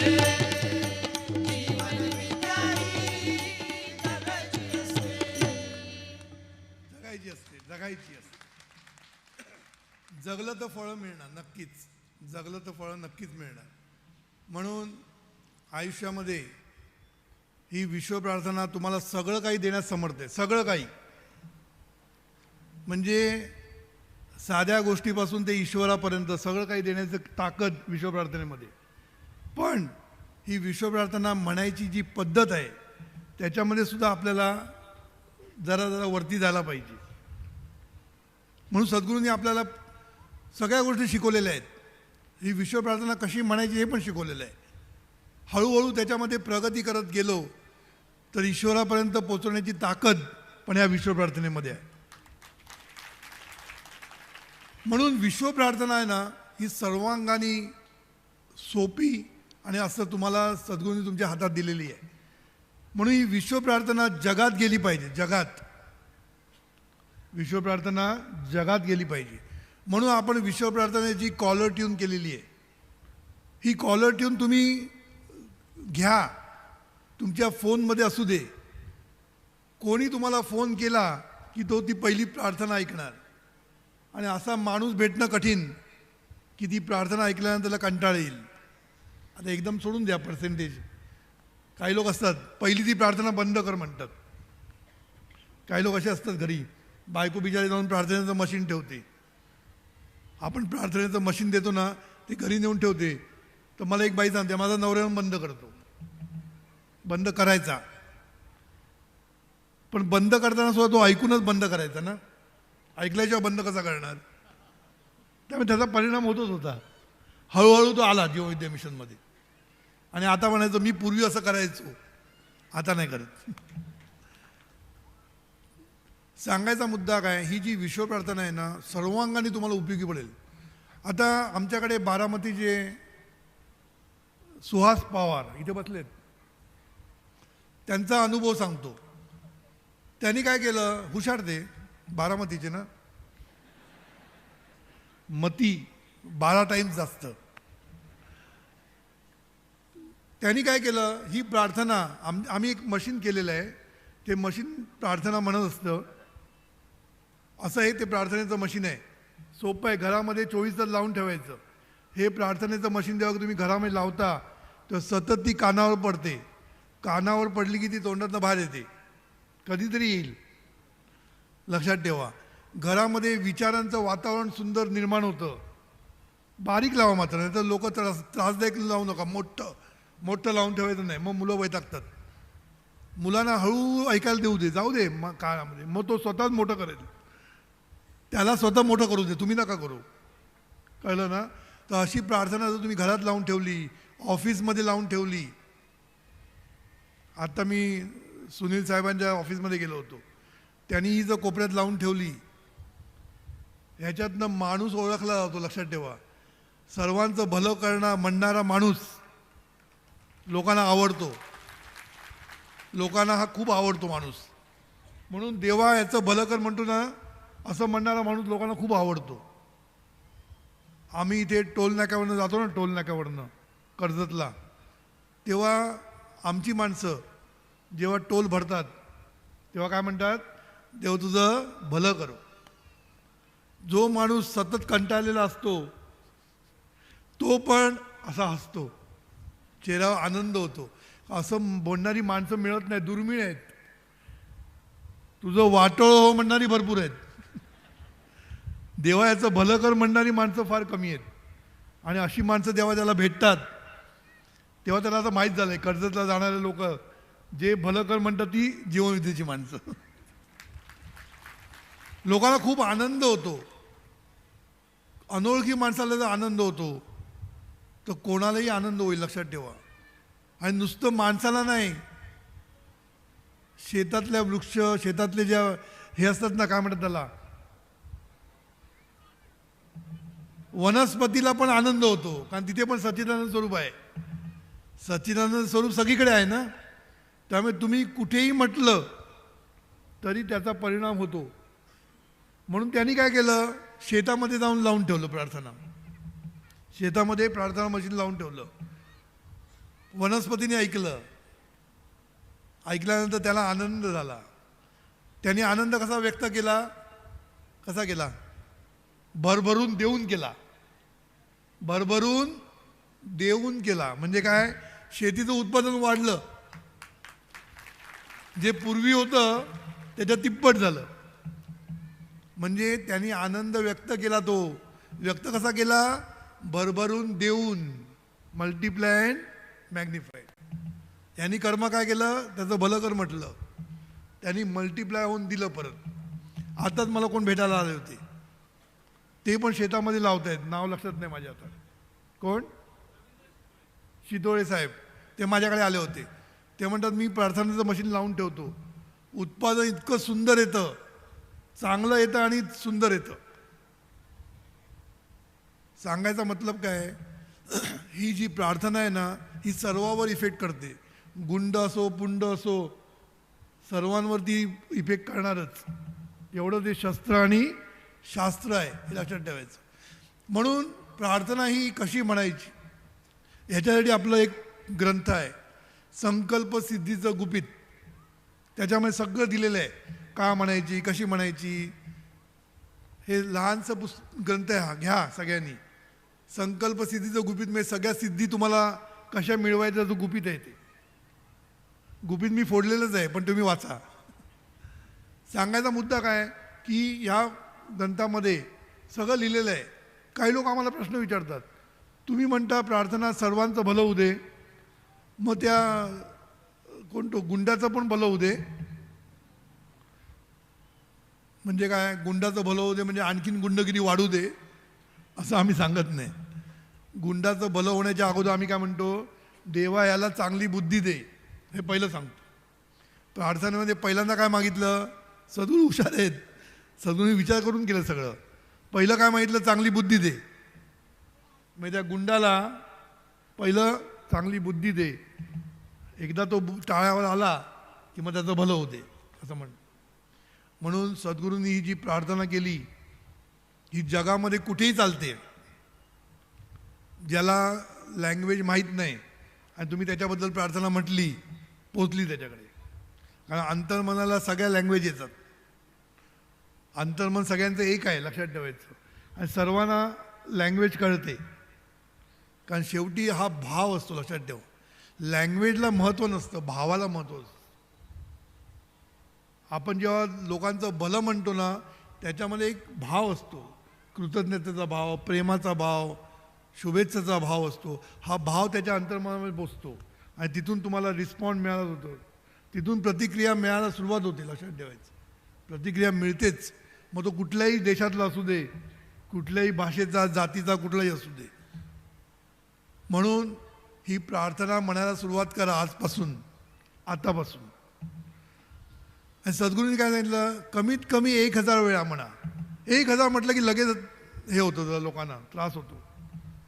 सोपं आहे, हळूहळू होणार. त्याच्यासाठी पण आपल्याकडे सोल्युशन देणारी माणसं आहेत. संजय पवार आला की नाही मला माहीत नाही.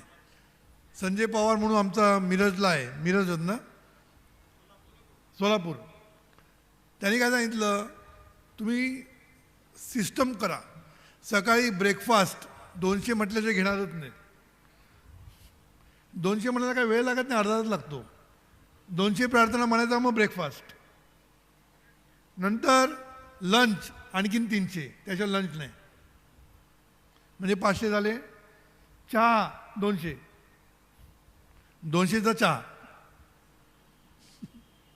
200 म्हटलं की चहा मिळणार, तोपर्यंत मिळणार नाही. बायकाला लक्षात ठेवा, असं करा, नवऱ्याला चहा मिळणार नाही, पहिलं दाखवतो तो मशीन किती. मग किती झालं? 750 झाले. मग राहिलेलं शेवटचं जेवण, तोपर्यंत राहिलेले 200 झाले. सोपं आहे ना. म्हणून असं जर विभागणी केली, सहज शक्य आहे. हळूहळू तुम्ही कुठलंही काम करताना सुद्धा मला म्हणता येते, कुठलंही काम करताना म्हणता येते. आणि अशी काही कामं असतात की त्याला काही जास्त विचार करायला लागत नाही, ते लोक सतत म्हणू शकतात. आमच्याकडे एक मुलगा आला होता आमच्या ऑफिसमध्ये, चांगला तरुण मुलगा होता. माझ्याशी बोलत बसला खाली. मी म्हटलं काय करतो वगैरे, तर मी 4000 प्रार्थना म्हणतो म्हणला. अरे म्हटलं 4000 प्रार्थना करायला वेळ कुठे मिळतो? म्हटलं कसा वेळ मिळतो? नाही, मी सिक्युरिटीमध्ये आहे, मी नुसता बसलेला असतो. मग मी काय करतो, प्रार्थना म्हणत राहतो. 4000 प्रार्थना म्हणतो. अरे वा म्हटलं. मग मला सद्गुरूंना भेटायचं. म्हटलं हो डेफिनेटली, तुला सद्गुरूंना भेटवणारच मी, एवढा 4000 प्रार्थना म्हणतो म्हणजे. मग मी त्याला नाव विचारलं. त्याने नाव काय सांगितलं? शेख. म्हणजे तो मुसलमान होता. म्हणजे मुसलमान होता पण 4000 वेळा प्रार्थना म्हणत होता. पुण्याचा होता. पुण्याला सगळं वाईट नाही, पुण्याला चांगलं पण आहे. पुण्याचा होता, 4000 प्रार्थना म्हणत होता. मग मी सद्गुरूंना नेऊन ते दाखवलं. हो मग पुण्याचा, पुणा म्हणजे पुण्यनगरी. आता हुशारी आहे, त्याला आपण काय करणार, हुशारी पाहिजेच ना. तर सांगायचा मुद्दा, ही प्रार्थना आहे ना, ही आपण जर पकडली तर आनंद वाटण्याचा सगळ्यात सोपा उपाय म्हणजे प्रार्थना. सगळ्यात सोपा. पण याचा अर्थ बाकीचे उपाय करू नका असं नाही. बाकीच्या गोष्टी पण जेवढं कराल ना तेवढं कमी आहे. लक्षात ठेवा, जेवढं कराल ना तेवढं तुम्हाला मिळणार आहे. मल्टिप्लाय मॅग्निफाय होऊन मिळणार आहे. काळजी करू नका. फक्त सत्पात्री दान करा, जिथे गरज आहे तिकडेच दान करा. उगीच नको तिथे करू नका. दिल्यानंतर विसरून जा.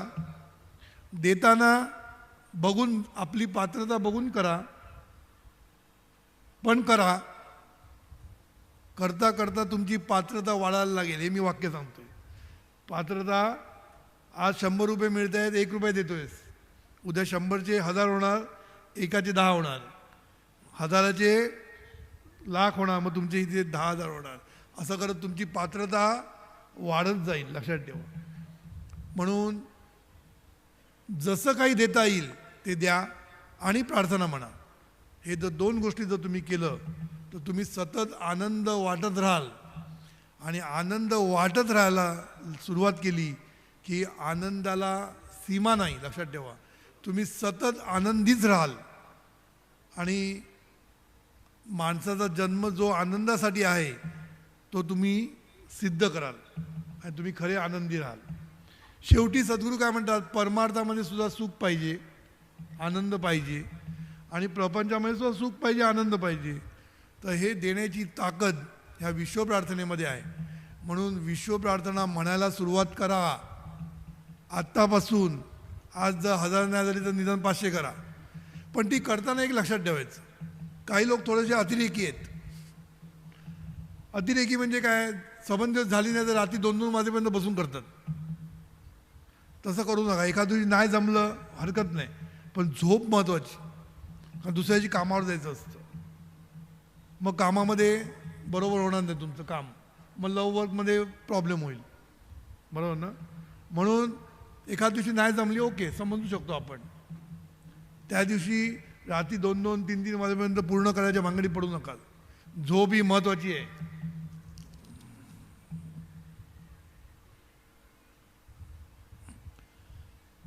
हे व्हायलाच पाहिजे, समजलं. झोप बीप घ्यायलाच पाहिजे, व्यायाम बियाम सगळा केला पाहिजे.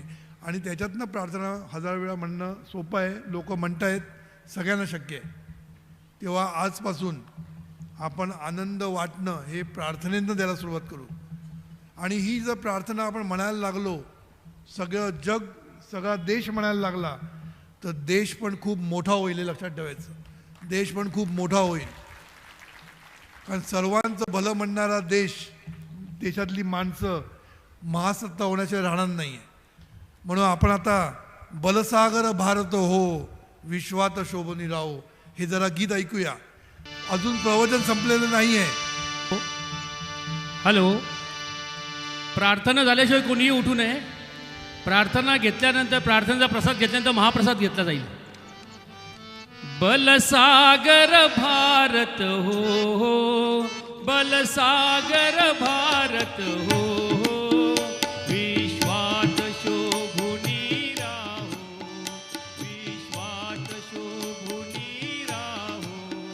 बलसागर भारत हो, बलसागर भारत हो, विश्वात शोभुनी राहो, विश्वात शोभुनी राहो. हे कण कण करी बांधिले, जनसेवे जीवन दिदले. राष्ट्रात प्राण हे उरले, मी सिद्ध मरायाला हो. बलसा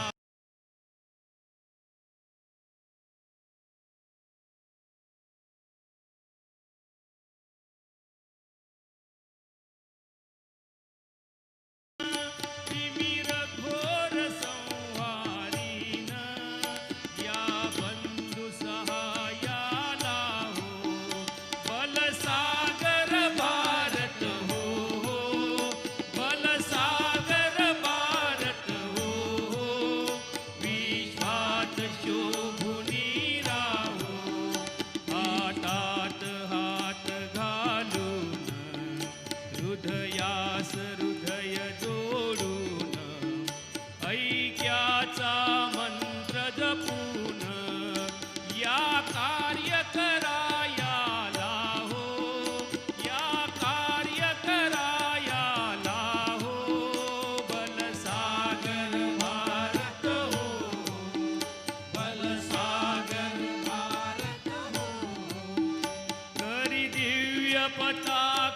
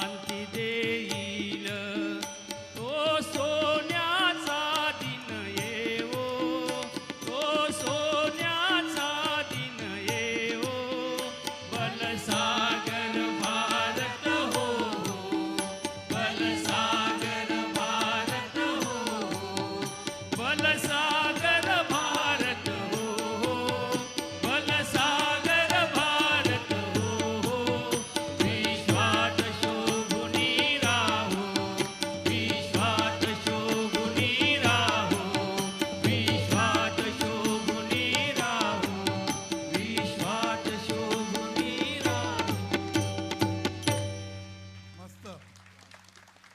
आपलं आता एक 5 मिनटात संपेल. पहिली गोष्ट म्हणजे मी कृतज्ञता व्यक्त करणार आहे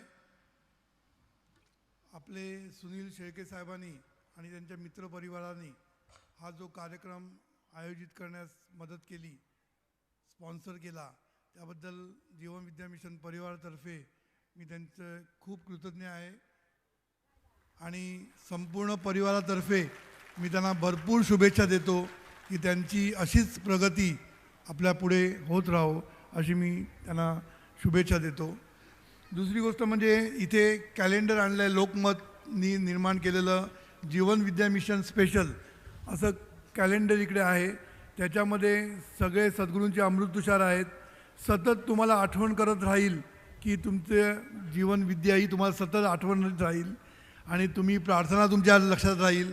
तर हे तुमच्या खोलीमध्ये असेल तर सतत जीवनविद्या तुम्हाला लक्षात राहील. कारण असं असतं, इथून गेलं, इथे असताना वाटतं की उद्यापासून नक्की म्हणणार प्रार्थना, घरी गेलं की पुन्हा विसरून जातो माणूस. म्हणून सतत लक्षात राहावं म्हणून हे जे कॅलेंडर आहे ना, हे जर तुम्ही तुमच्या घरामध्ये लावून ठेवलं तर तुम्हाला याचा खूप फायदा होऊ शकतो. लोकमत हे जे वृत्तपत्र आहे ते बऱ्याच बाबतीत आम्हाला संपूर्ण काय म्हणतात त्याला प्रचार प्रसाराला मदत करत असतं. म्हणून आम्ही नेहमी म्हणतो लोकमत आणि जीवनविद्यांचं एकमत झालेलं आहे आणि ते आम्हाला प्रचार प्रसाराला खूप मदत करतं. तर आपण मला वाटतं एक खूप स्वस्तामध्ये इथे दिलेलं आहे. मला प्राईस माहीत नाही किती प्राईस आहे. 15 रुपयामध्ये एक कॅलेंडर तुमच्यासाठी अवेलेबल केलेलं आहे. तर प्रत्येकाने हे आपल्या घरामध्ये ठेवावं आणि जीवनविद्या ही सतत तुमच्या नजरेसमोर राहील ह्याच्यासाठी हे केलेलं आहे. तर ह्याचा लाभ सर्वांनी घ्यावा. 30 रुपयाचं कॅलेंडर फक्त 15 रुपयात तुमच्यासाठी दिलेलं आहे आणि ह्याचा तुम्ही फायदा घ्या. हे जे केलं आहे त्यांनी लोकमतने आमच्या जीवनविद्या मिशनचा प्रचार प्रसार करण्यासाठी केलेला आहे. तर त्याचा फायदा तुम्ही घ्यावा. नंतर सगळी पुस्तकं आपण इथे आणलेली आहे. सेट जर तुम्ही घेतला तर तुम्हाला खूप स्वस्तात मिळतो आहे. तर प्रत्येकाने तो घ्यावा म्हणजे तुमचं आयुष्य सेट होईल हे लक्षात ठेवा. म्हणून इथे पैशाला कुचकुच करू नका. एक नाटक बघायला गेलं तर 300 रुपये घेतात आणि हा संपूर्ण सेट 600 रुपयाला मिळतो आहे, 500 रुपयाला. म्हणजे एक नाटक बघायला जर फॅमिली गेली तर 1000 रुपये खर्च आहे आणि मधलं चिवडा आणि बटारवडे सोडून द्या. त्या चिवडा आणि बटारवड्याच्या पैशामध्ये येईल. तेव्हा हे 500 रुपयाचा सेट घेतला तर आयुष्य सेट होईल हे लक्षात ठेवा. दुसरं, मगाशी केळकर साहेबांनी तुम्हाला श्रवण भक्ती शिकवली. कारण हे विसर आपल्या 5वीला पुजलेला आहे. लगेच विसरतो आपण. आज ऐकलं उद्या विसरलो आणि रोज काय आम्ही येऊ शकत नाही. तेव्हा तुम्ही ही जी श्रवण भक्ती म्हणून आमची पेन ड्राईव्ह म्हणजे हे तुम्हाला कुठेही कॉम्प्युटरला लावता येईल. तुम्हाला तुमच्या टी व्हीला पण लावण्याची सोय आहे. कुठेही लावून तुम्हाला ऐकता येईल ही पेन ड्राईव्हवरची प्रवचनं. संपूर्ण प्रवचनं सद्गुरूंची ह्याच्यामध्ये आहेत. रोज एक तरी प्रवचन ऐकायचा तुम्ही संकल्प करा. रोज एक.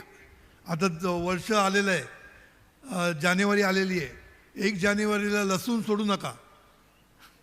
नाही तर संकल्प आपण काय करतो, लसूण सोडतो, कांदा सोडतो, असले संकल्प करू नका. संकल्प काय करा, श्रवण भक्ती करीन.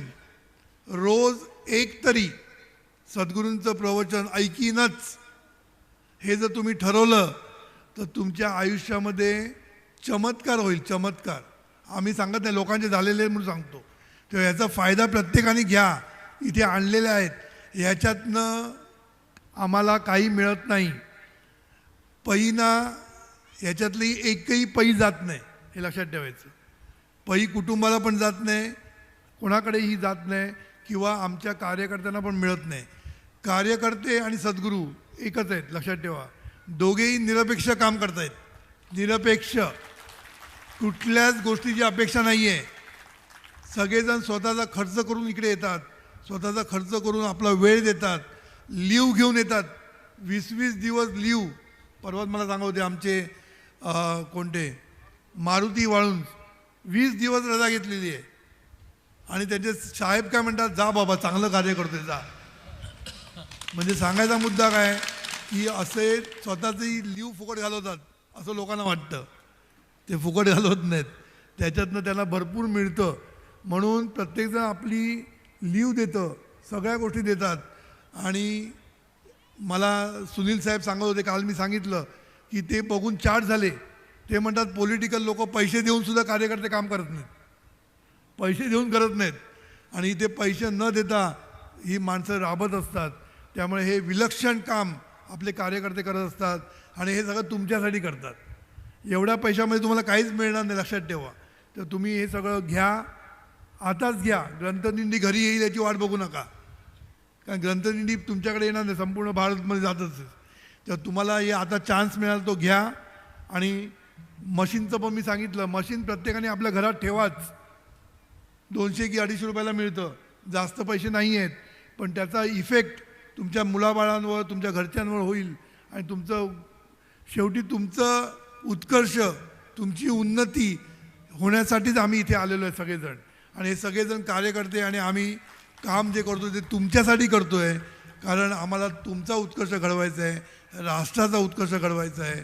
म्हणून आता आपण राष्ट्राची आपलं स्फूर्तिगीत ऐकायचं आहे, शेवटी प्रार्थना म्हणायची आहे आणि मगच या उत्सवाची सांगता होणार आहे. तेव्हा मी पुन्हा एकदा सर्व कार्यकर्ते, सर्व स्पॉन्सर ज्यांनी केलं, तुम्ही जे सर्व श्रोते इथे आले, कारण तुम्ही आले म्हणून इतका सुंदर कार्यक्रम झाला. बाहेर पण लोक उभे आहेत, म्हणजे हे जर तुफान भरलेलंच आहे आणि बाहेर तेवढीच लोक उभी आहेत बाहेर. म्हणजे एवढा सुंदर प्रतिसाद तळेगावने दिलेला आहे. आणि ह्या तळेगावच्या तळापर्यंत आम्ही जाणार आहोत, लक्षात ठेवा. ह्याला मावळ तालुका म्हणतात, पण हा तालुका कधीच मावळणार नाही, लक्षात ठेवा.